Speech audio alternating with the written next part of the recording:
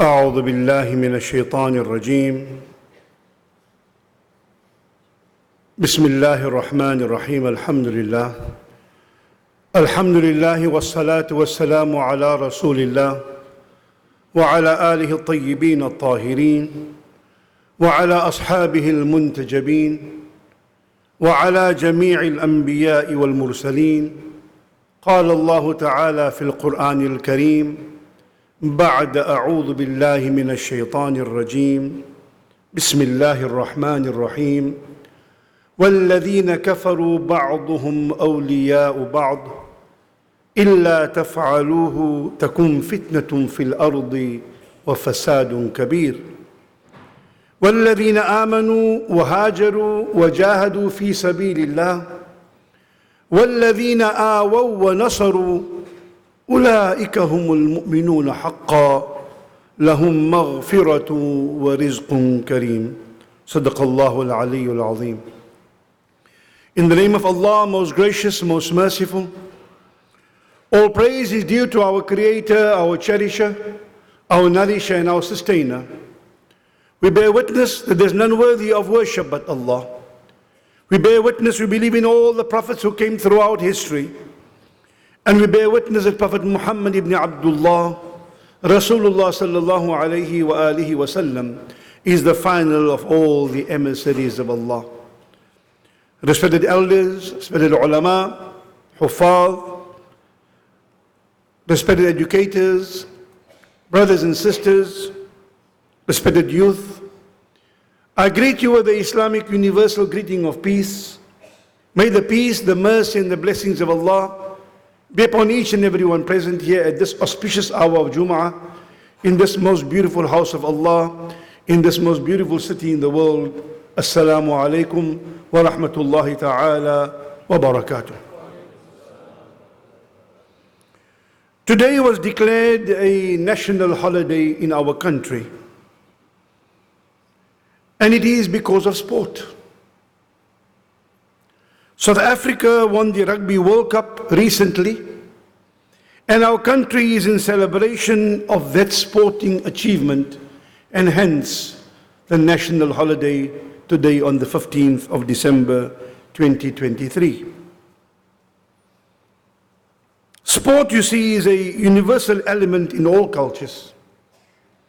And it is an important feature in the social structure of any functioning society, promoting health, healthy competition, attaining excellence, vying for excellence, camaraderie, a platform for people to come together, to enjoy, develop teamwork, celebratory spirit, support their local or their national teams of the country.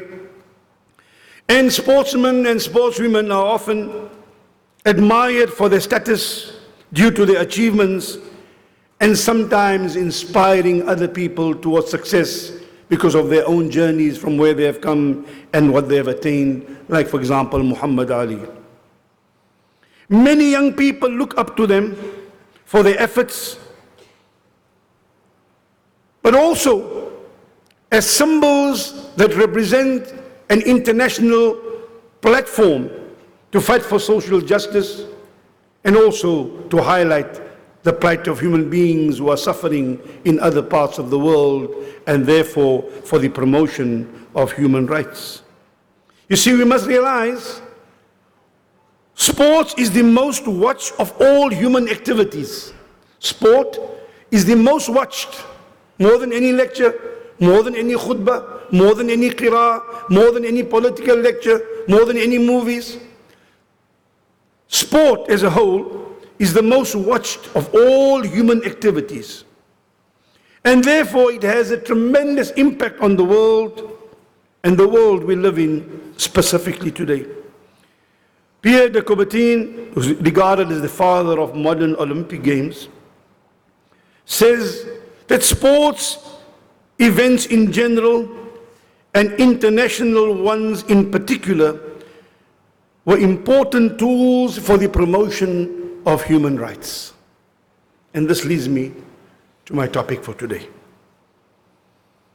In response to the Russian-Ukrainian war, FIFA and UEFA and ICC and IOC immediately suspended Russia from all international competitions.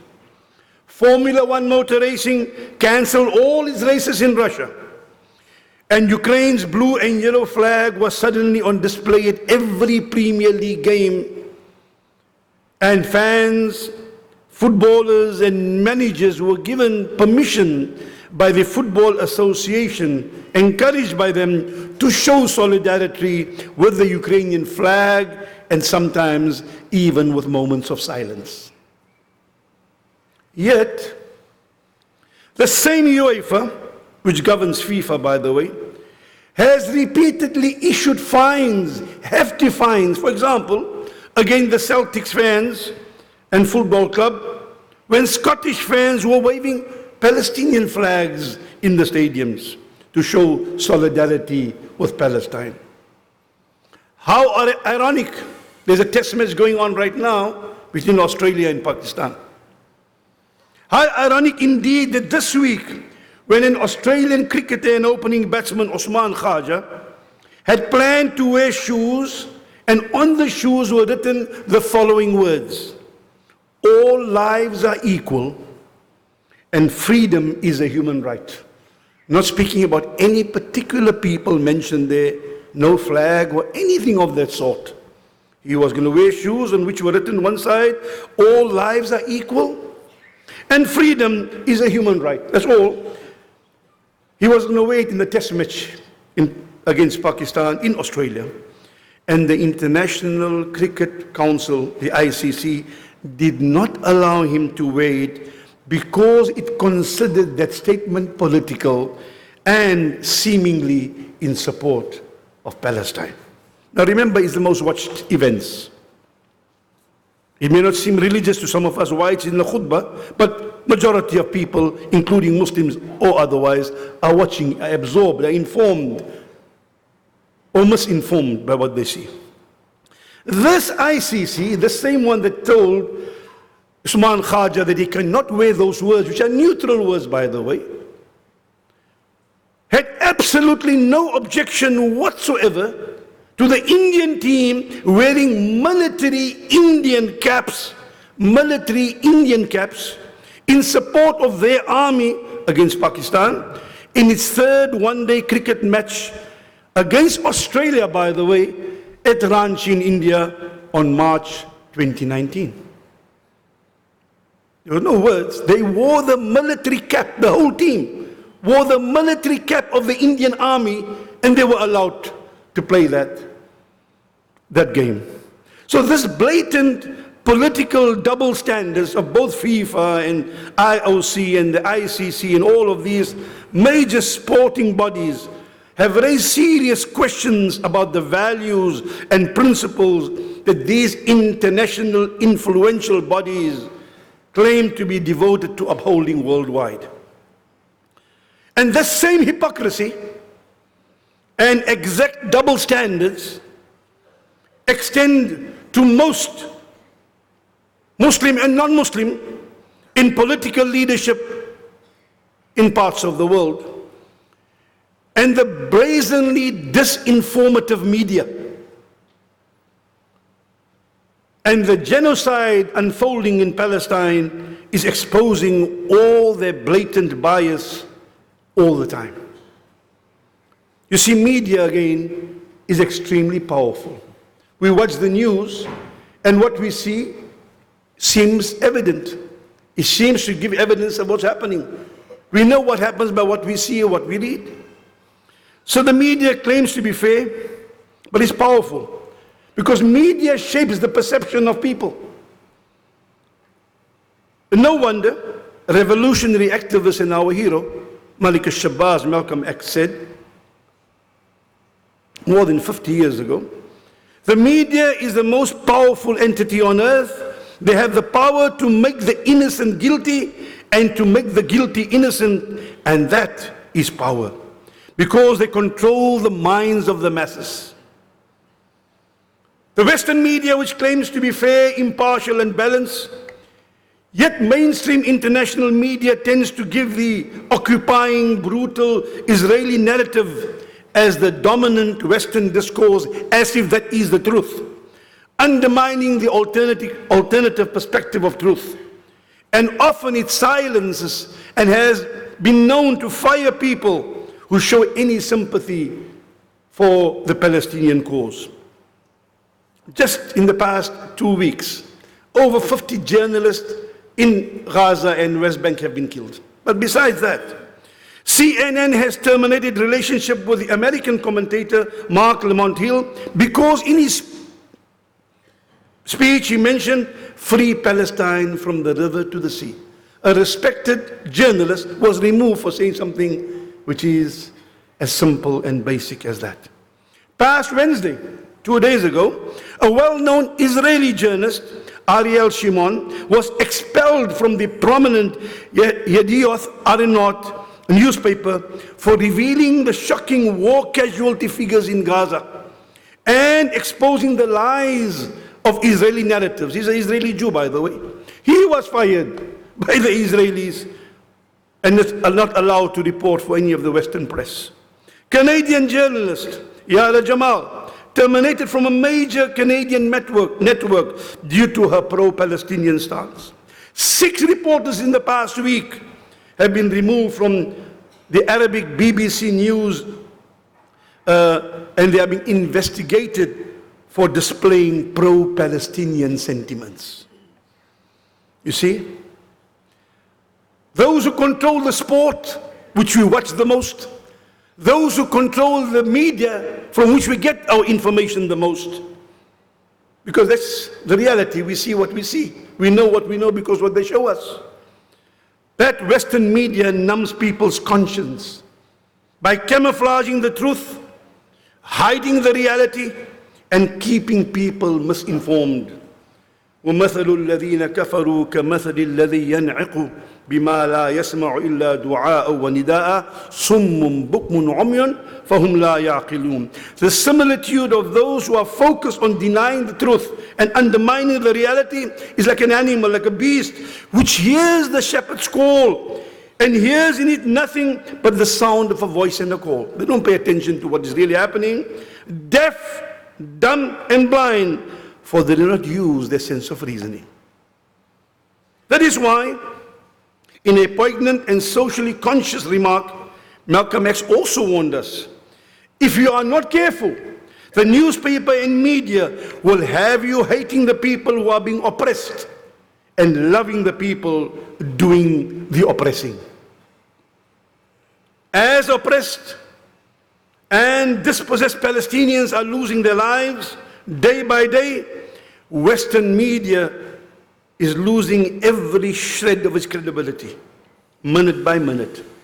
And to the media, people of conscience, we say, if you want to know who controls you, ask, who is it that you cannot criticize? The continued Israeli aggression of the Palestinian people is not a war. War is between two armies. It's an ethnic cleansing, massacre, and genocide to obliterate the people who have been subjected to more than 75 years of injustice, of oppression, of torture, of deprivation, of dispossession, and even preventing entry to those who are out to come back to the land of their birth. Their olive plantations and crops are destroyed. Collecting water is forbidden. Even the rain that falls. The rains that falls in Palestine, the water belongs to Israel. That's why you can't have water tanks. You cannot drill holes for water. Water even is rationed. And people across on the hills who have taken over your land are swimming in swimming pools while your children are dying of thirst.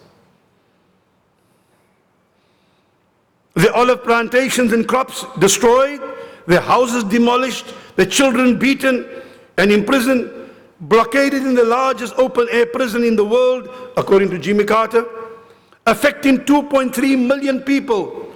The land and the people are bombed, whilst marauding settlers illegally occupy their land, settlers who have come from other parts of Europe. Over 5 million Palestinians have been displaced. No Israeli was displaced by any Palestinian.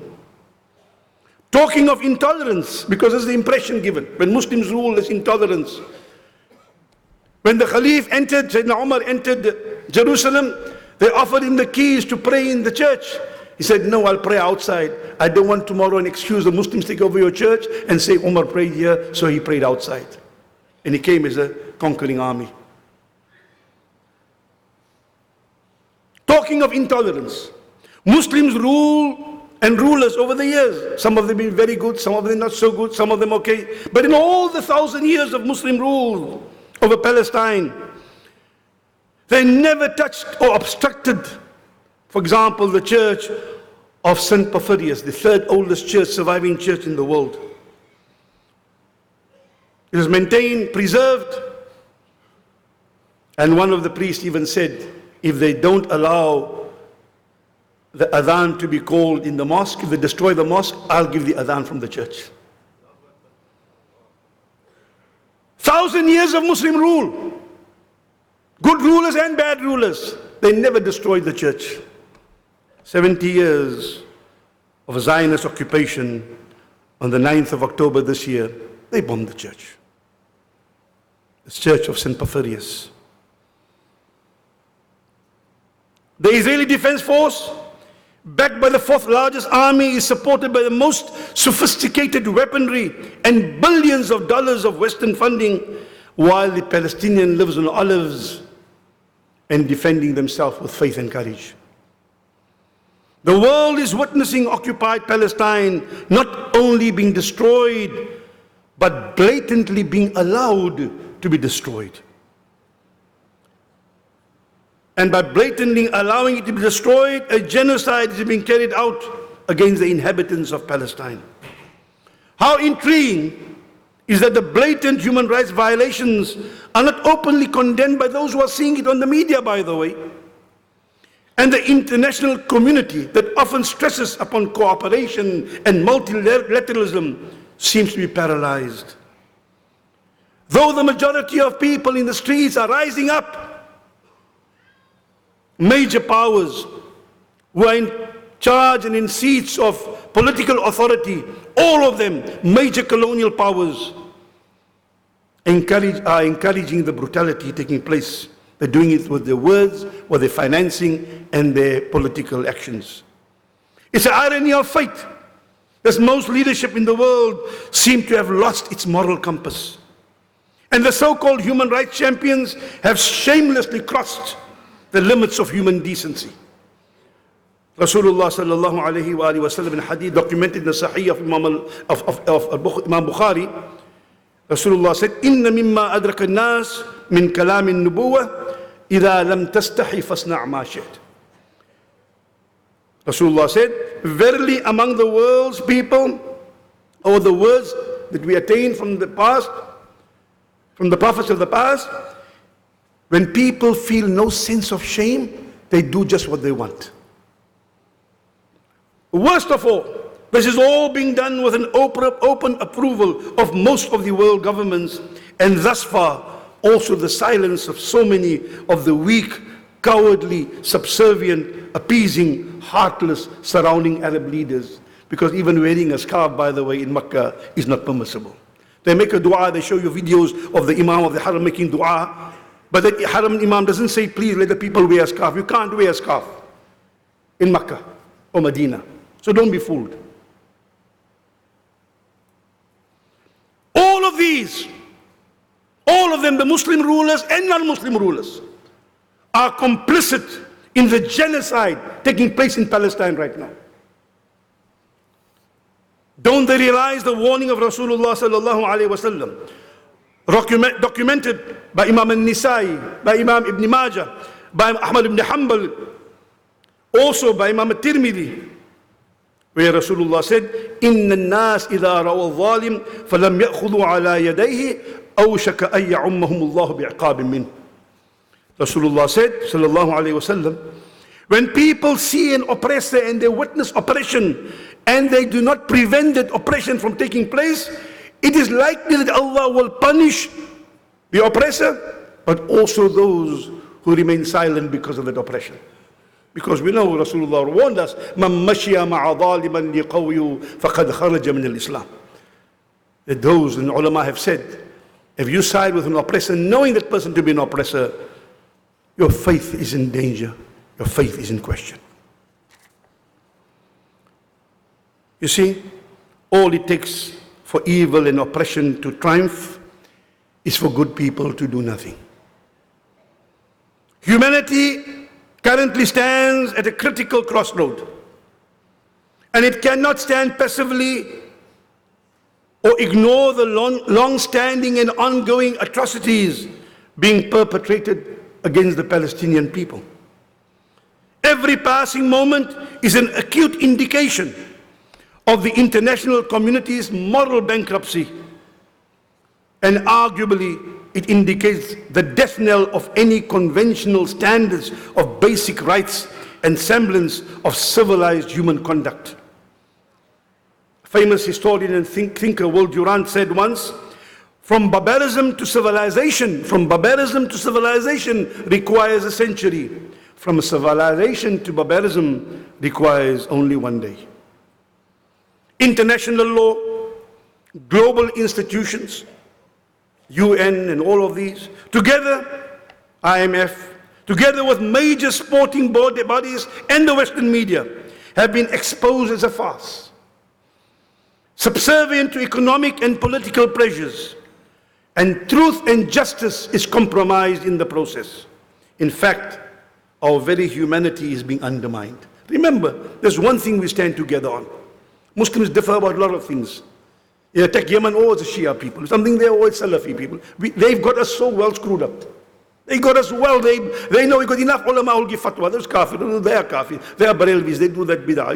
They are Salafis. They are Shia. So if they attack any Muslim country, I guarantee you won't ever support.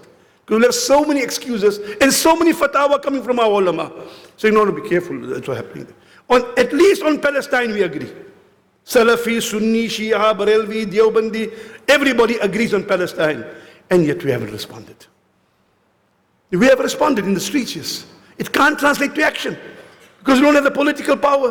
Where do we go to? If you want to support Israel, you can go and join the IDF. If you want to support Palestine, you can't even get the food through to Gaza from Rafah border. They're allowing the food to rot over there. The Egyptians. Some is going through, some is staying behind. They give you so much headache and heartache just to get the food across. Hundreds of buses, trucks are standing to take food from all over the world into Rafah. Because the leaders, they are in the cahoots. They were the first people to sign an agreement with the Israelis. Years ago, before some of us were born. So we can talk all we want, scream all we want, inshallah make all the qunut we want, we should do all that, send all the money we want. It's not going to make a difference to changing the situation on the road, because that's where the power lies. And we need to realize this, we're being had. We've been taken for a ride. And we must stop being taken for a ride. The next thing they'll do, they'll try to undermine our leadership. You'll have now people, oh, that one's kafir, that one's kafir, be careful, that one is misbehavior. And you'll find that happening. Watch, this is the next step. Because to detract from the reality, and we are not wise enough to understand, they keep on doing this. Because they're not the fools. They are calculators. We are the fools. We allow ourselves to fall into that trap.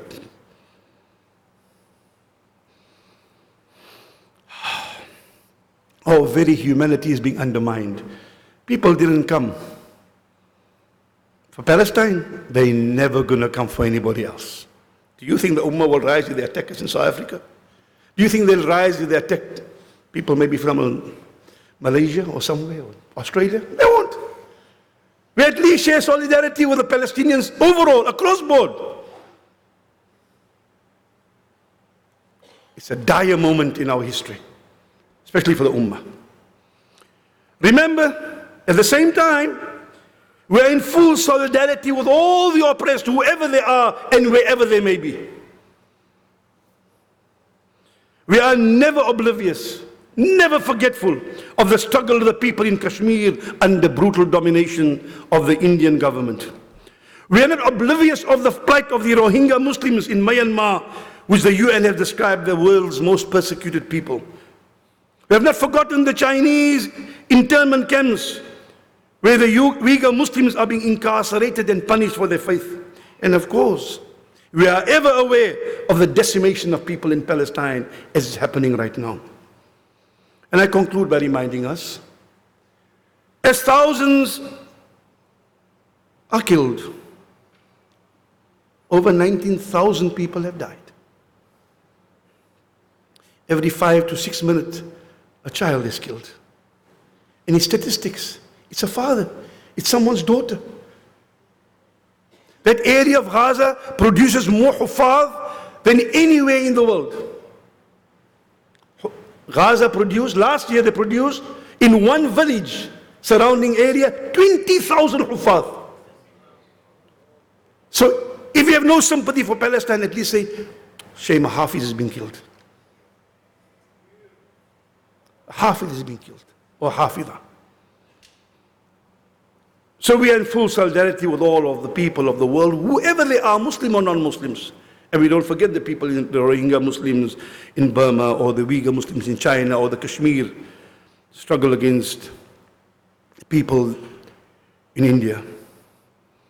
But as thousands are killed, and as thousands still are not accounted for, and over 7,000 are said to be buried under the rubble, of which 60% are said to be women and children. This is a war on humanity, people. Don't worry about machines taking over humankind. Worry about humankind becoming killing machines. Allama Iqbal said, अभी तक आदमी सैयद ज़हू शहर यारी है, क़ियामत है कि इंसान नौ इंसान का शिकारी है. Allama Iqbal says, until today, imperialism and colonialism continues to prey on humanity, continues to feed on humanity, until today. And he passed away many years ago. But it's true today. Until today, imperialism and colonialism in all its forms continues to prey, to feed on humanity. How terminally painful is the fact that human beings themselves are the enemies of humanity.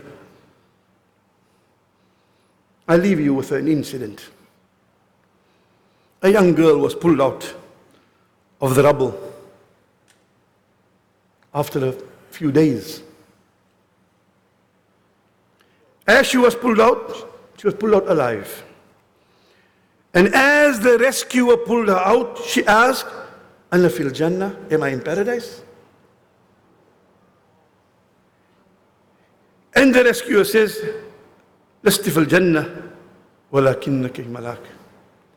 No, you're not in paradise yet, but you are indeed an angel. You are not in paradise yet, but indeed you are an angel. You see, Allah poses a question. You know, إِذَا الشَّمْسُ كُوِّرَتْ and so on. We all listen to that qira'ah. And Allah has a series of questions. And the last one he asks, وَإِذَا الْمَوْءُودَةُ سُئِلَتْ بِأَيِّ ذَنْبٍ قُتِلَتْ. And when the child who is buried alive will be asked, for what crime were you buried alive? Whether it was the people burying in pre-Islamic culture, but in our times, children are being buried under the rubble. Children. Allah will ask, it's in the Quran, by the hadith, it's the Quran. وَإِذَا الْمَوْءُودَةُ سُئِلَتْ بِأَيِّ ذَنْبٍ قُتِلَتْ. Allah will ask, Allah says, I will ask, or when the person who's been buried alive will be asked, for what crime were you killed? And Allah turns to us and asks, what did you do? What did you do about this? And my fear, and I don't sleep at nights, what am I going to say to Allah when He asks me that question? أقول قولي هذا وأستغفر الله والسلام عليكم ورحمة الله.